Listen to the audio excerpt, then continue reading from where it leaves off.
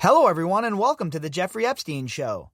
I'm your host, Bobbycapucci, and this is Daily Drop number 360. So we've been talking a lot about the Department of Justice and their nonsensical internal review that was released to the survivors 1 week ago today, in fact. Well, the question obviously became, what would the 11th Circuit Court of Appeals think about this new revelation? Well, it looks like the court is not going to consider this new report in the Epstein case, meaning this new information is not going to be added to what's in front of them already and what's on the docket. Now, why that's the case, I'm not too sure. Maybe this article will clear that up for us. But you would think that a court would want to see all of the information and all of the evidence, right? That would probably be a good idea, no?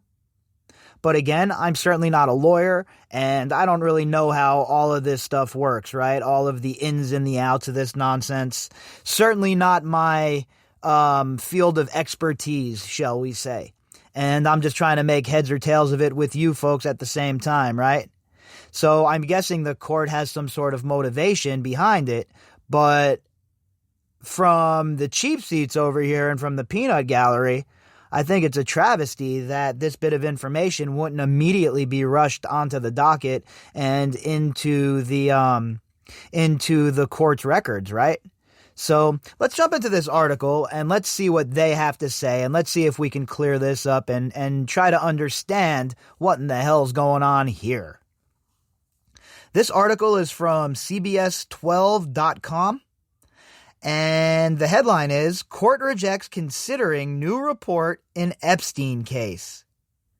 The author of this article is Dara Kam. And remember, when we were talking, we knew that the government, the prosecutor's office and the federal government itself was against this new evidence being submitted. So it looks like their argument won the day. New information released in a U.S. Department of Justice report last week shouldn't be considered in a lawsuit by one of Jeffrey Epstein's survivors that seeks to undo a non-prosecution agreement that allowed the notorious sex offender to avoid federal charges, an appeals court ruled Wednesday. And again, I don't understand how that could even be possible, right? If you're going to hear this case, shouldn't you have all of the evidence before you? So when we talked, I figured that the court would totally accept this stuff, this evidence, and I figured with this new evidence that there was a better than good chance that the non-prosecution agreement gets overturned. Now, with the court not accepting this stuff, I still think there's a good shot that it gets overturned, but this nonsense in this report certainly bolsters the argument that the federal government was negligent at best in their pursuit of justice in regards to Jeffrey Epstein. The full 11th U.S. Circuit Court of Appeals is slated to hear arguments on December 3rd in a lawsuit filed a dozen years ago by Courtney Wild, a Florida woman who as a teen was among Epstein's numerous underage sexual abuse survivors. I mean, think about it for a second, right? Think about if you were Courtney, how you would feel, or any of these girls that were abused by Epstein, and this new information comes out about missing emails, all sorts of other nonsense, time gaps, data gaps. You would think that, hey, this is a good deal, right? The court's going to want to see this. This can only bolster my argument. But again, it just goes to show you that all of the different loopholes and the technicalities and the way they navigate the murky water that is the American judicial system, it's rigged, right? It is completely rigged. The government is never held accountable for anything it does. And here we are. Here we are once again, scratching our heads and asking ourselves, what in the hell is going on with these people? Wild's lawyers this week told the court that the report by the Department of Justice's Office of Professional Responsibility, 2 years in the making, sheds new light on the government's handling of Epstein, a wealthy financier, pedophile, who owned homes in Florida and elsewhere, and who died in a New York jail last year. Yeah, it most certainly does bring some stuff to light, right? So, I just don't understand why it would not be accepted by the court or why they wouldn't consider it. There has to be some sort of legal reason, right? There has to be some sort of, scope of what they're looking for, maybe. That would be my guess, right? But again, I'm certainly not a lawyer, but I will continue to try and navigate these murky waters and figure it all out with you folks, right? Because common sense says and decency says that a court should accept whatever sort of evidence is being provided. At least you would think, right?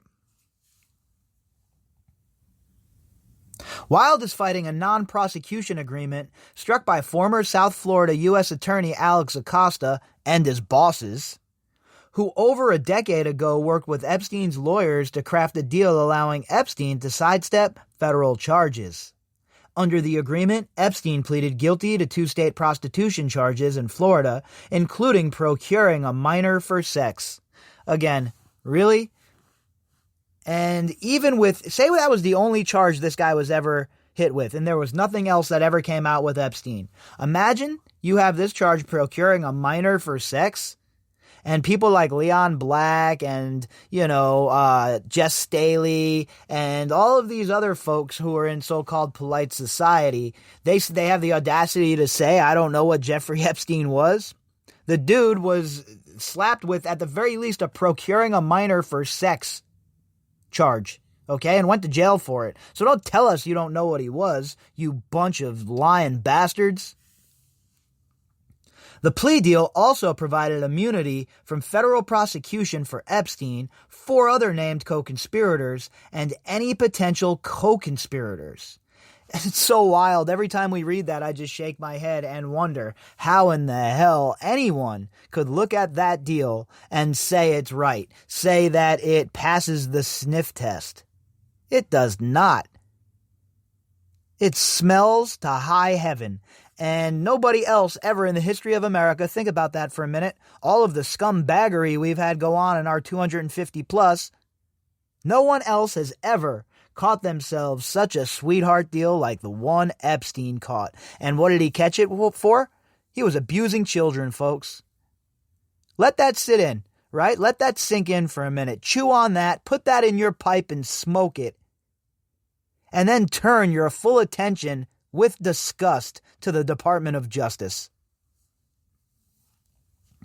The full Atlanta-based appellate decided to hear arguments in the case after reversing a 3-judge panel's April ruling. The panel concluded that, although the facts of the case were beyond scandalous and a national disgrace, the agreement did not violate the federal victims' rights law.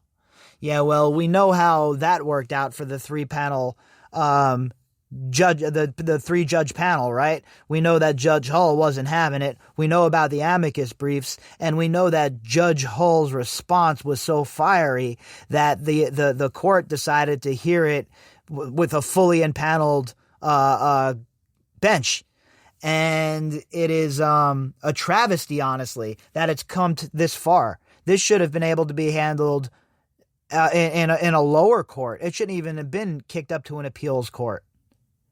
What sort of judge can look at this? The thing about it, too, is they'll sit there and they'll talk about, oh, this is the law, this is the law, this is this is that. But at the same time, they'll let their politics dictate the way they make their judgments from the bench, how they read the Constitution, how they read the law.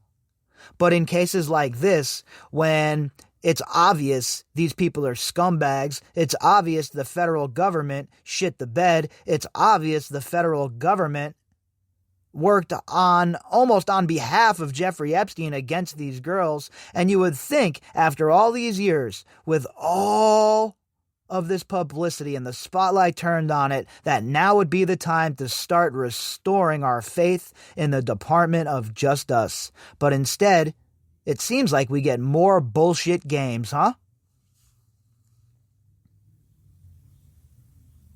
The 11th Circuit on Wednesday refused Wild's request to add the 287-page report to the case record, saying the court's reconsideration of the case was limited to two issues: whether the Victims' Rights Act applies before charges are filed against a defendant, and, if so, whether violations of the act can be enforced with an independent court action.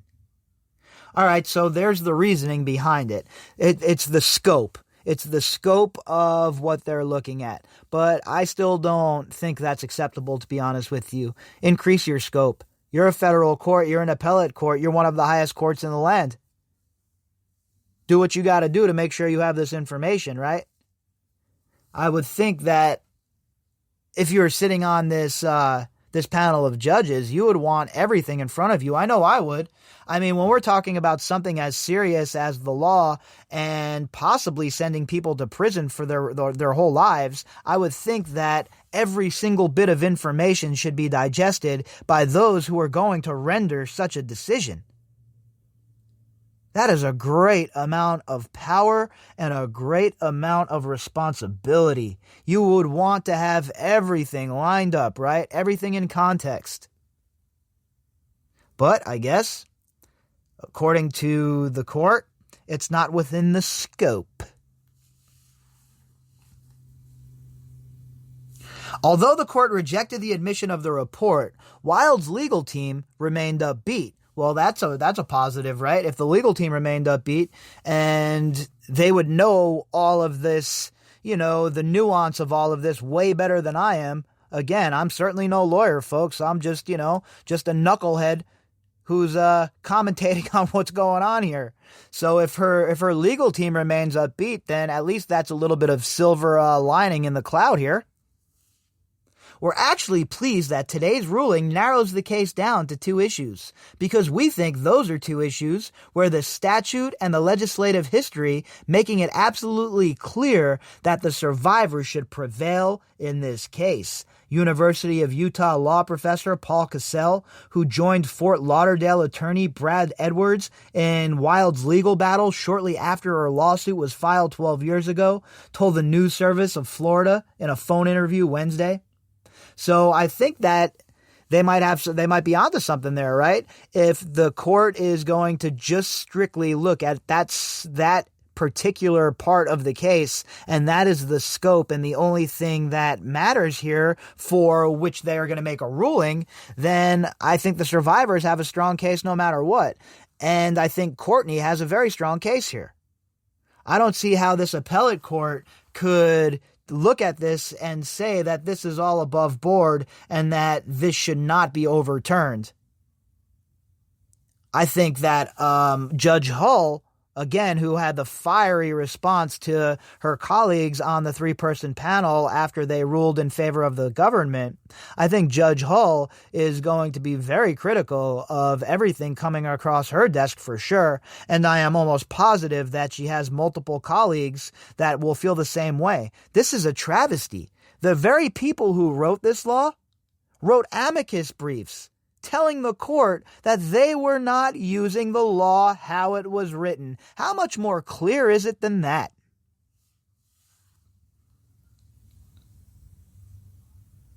The report found that Acosta used poor judgment in striking the non-prosecution agreement with Epstein's lawyers, showed that the government failed to provide documents to Wild's attorneys, and revealed the Justice Department's views on how Acosta treated Epstein survivors, an element that plays a critical role in Wild's lawsuit. For sure. It's a pattern. It just shows a pattern of how these gals were treated and how Courtney was treated, right? There's no reason that the lawyers should have to wait 10 years to know about a gap in emails. Why isn't the government being transparent? And I don't even want to hear about no glitch or no coincidence. Every time I hear the word glitch or coincidence in this case, it makes my skin crawl at this point. I mean, How much shit are you going to shovel us and expect us just to accept it and suck it down? Because enough is enough at this point. Acosta served for 2 years as Secretary of Labor in President Donald Trump's administration, but he resigned last year amid criticism of his handling of the Epstein agreement. And again, look, Acosta deserved to resign. He didn't even deserve a place at the table when it comes to being involved in a president's cabinet.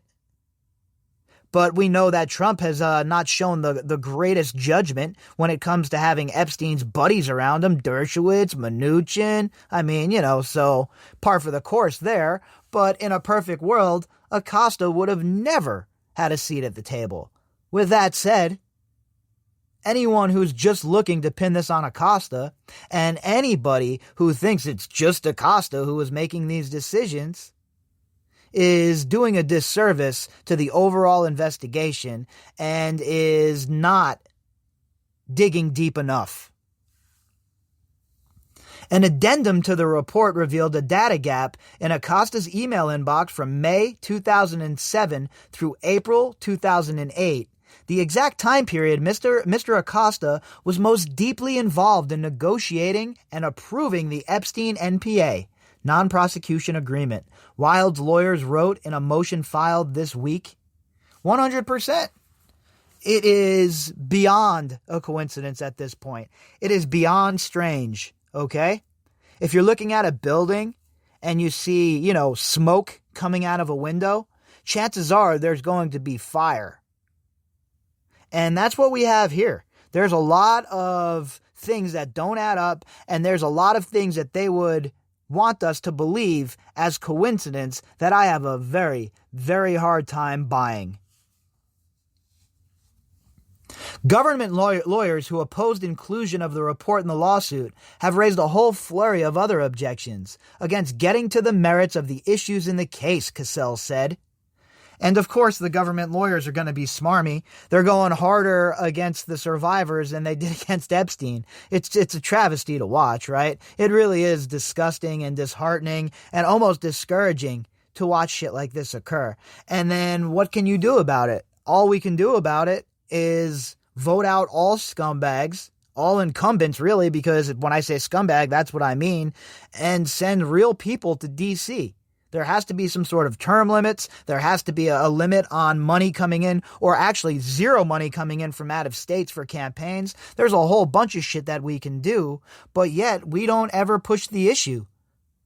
We just keep sending the same retreads back and back and back and back, and then when shit goes south, we wonder, whoa, what the hell? What happened? Well, we sent the same morons back to D.C. What do you think's going to happen? And that's what we see here. We need to send better quality people with morals to Washington, D.C., so we can get some quality lawmakers to write some quality laws. Wouldn't that be nice for a change, folks? But if the 11th Circuit sides with Wild on the alleged violations of the victim rights law, the missing emails and other information in the report are immediately ripe for consideration by the court.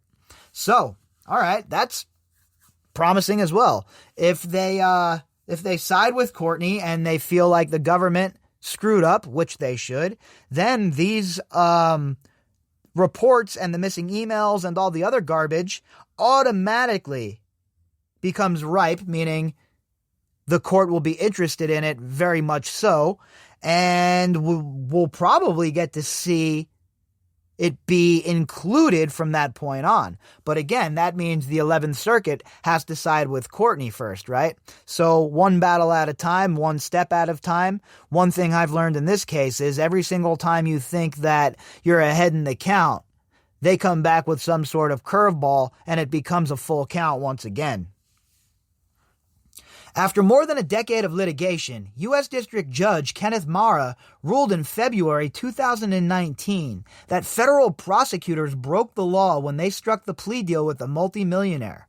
But after Epstein died last year, the federal judge refused to undo the plea agreement or grant other remedies sought by Wild, who filed the lawsuits as Jane Doe and another victim. So it's pretty interesting, huh? After this stuff gets... In February, it's, ruled that the government broke the law when they struck this deal with Epstein, meaning that the NPA was in serious jeopardy, and then Epstein just happens to get arrested and then kills himself, huh? Pretty interesting how that happens. Just another coincidence, I would guess, though, right? Don't think he got murdered. He could never have gotten murdered. It's obviously a suicide, man. Bill Barr told us, and some no-name medical examiner from New York, too. Like, okay, yeah, I'm buying that. The act promised Miss Wilde and other survivors the chance to confer with the prosecutor before any deal was done.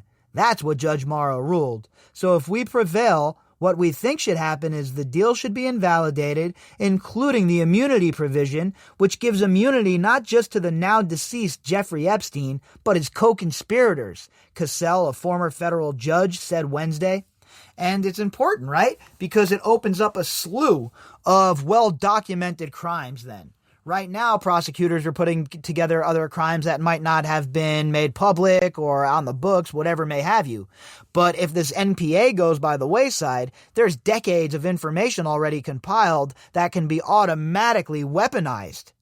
So it's very crucial that this 11th Circuit court decision comes down on the side of justice. And if it doesn't, I would hope and I would urge the survivors' lawyers to push this shit all the way to the Supreme Court. It's that important. After the earlier plea agreement on state charges, Epstein was arrested in July 2019 and charged with federal sex trafficking offenses involving minor girls from Florida and other places. He was found dead in a jail cell a month later in what was deemed a suicide. In addition to Epstein, the agreement provided immunity to 4 women: Sarah Kellen, Adriana Ross, Leslie Groff, Nadia Marcinkova, and other unidentified people. So the core 4 plus more is what I'm calling all of them now. Originally, I dubbed the 4 I just named the core 4, but everyone else added in now, that's the core 4 and more. Because you know where I'm coming from. All of these people need to get a big, fat helping of RICO. That needs to happen ASAP. And this prosecution agreement is certainly an impediment in that occurring. It has to go by the wayside. Wilde is hoping the court will revoke the agreement so she can work with federal prosecutors to go after the conspirators who helped Jeffrey Epstein abuse her in Florida, said Cassell, a former federal prosecutor. So we're hoping to get a rescission of the immunity provision in the non-prosecution agreement. Bam! That would be epic. And I think that it would be nice if the 11th Circuit Court would accept all of the evidence that has been compiled. Don't you think that would be prudent? Even if it means they have to push the hearing back a week or 2 or 3 weeks to get their ducks in a row. I don't understand why the court would reject it still. I get it, the scope, and I understand the legalese of it. That's not what I'm saying. The citizen in me, the taxpayer in me, the pissed off, agitated taxpayer in me does not understand, however. So we'll see how this plays out. December 3rd is a big day. Circle it on your calendar. I'll be calling in, obviously, to listen to the proceedings if that's possible, like it has been in Prescott and Judge Nathan's courtrooms. I'm guessing it's the same procedure here. So I will definitely be calling in and listening to what goes on when they make they hear these oral arguments on December 3rd. So there you have it, folks. That answers our question about the Department of Justice report and if the 11th Circuit of Appeals was going to bring that onto their plate as well. And the answer that we have received to this point sounds like a no. If you'd like to contact me, you could do that at bobbycapucci@protonmail.com. That's BOBBYCAPUCCI at protonmail.com. You can also find me on Twitter at BOBBY_CAPUCCI. All of the links that go with this episode can be found in the description box. And to everybody who has donated to the podcast and who supports my work, I really appreciate all of you. All right, folks, I'll be back tomorrow morning, and we'll see what's what.